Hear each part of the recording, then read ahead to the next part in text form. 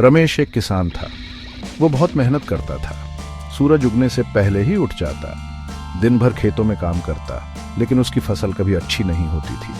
वो बड़ी मुश्किल से गुजारा करता था। उसे अपने परिवार के भविष्य की चिंता थी।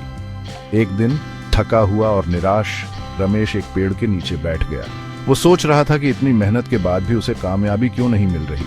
वो बिल्कुल हताश हो गया था। तभी एक बूढ़ा आदमी उसके पास आया। उसकी लंबी सफेद दाढ़ी और दयालु आंखें थीं। उसने रमेश को देखा और मुस्कुराया। उसकी आंखों में ज्ञान की चमक थी। क्या बात है जवान? उसने धीरे से पूछा। रमेश ने बूढ़े आदमी को अपनी सारी परेशानी बता दी। उसने अपनी मेहनत और अपने संघर्षों के बारे में बताया। उसने अपनी असफलता के डर और भविष्य की चिंताओं को भी बताया। बूढ़ा आदमी धैर्य से सुनता रहा।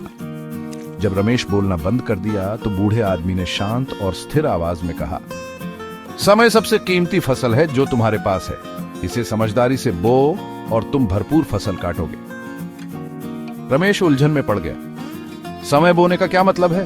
उसने कहा कि वो सुबह से शाम तक काम करता है। वो एक पल भी बर्बाद नहीं करता। बूढ़ा आदमी मुस्कुराया। बात यह नहीं है कि तुम कितना काम करते हो, बल्कि यह है कि तुम अपने समय का कितना अच्छा इस्तेमाल करते हो।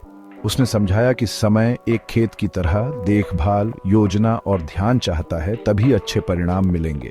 रमेश ने पहले तो बात को अनसुना कर दिया, लेकिन बूढ़े आदमी की बातें उसके दिमाग में घर कर गईं। उसने अपने दिनचर्या पर ध्यान देना शुरू किया। उसने महसूस किया कि वो फालतू कामों और बातों में समय बर्बाद करता है।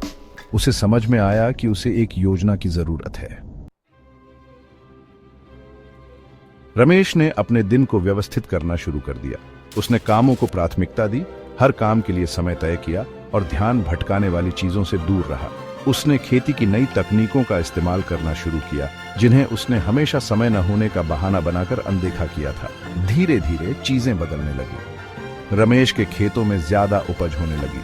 उसके पास अपने परिवार और खुद के लिए समय होने लगा। उसने सीखा कि समय का सम्मान करने का मतलब जल्दबाजी करना नहीं, बल्कि उसका सही इस्तेमाल करना है। उसे आखिरकार कामयाबी मिली। रमेश को एहसास हुआ कि बूढ़ा आदमी सही था। समय सबसे कीमती फसल है। इसे समझदारी से इस्तेमाल करो और तुम कामयाबी और खुशी की फसल काटोगे।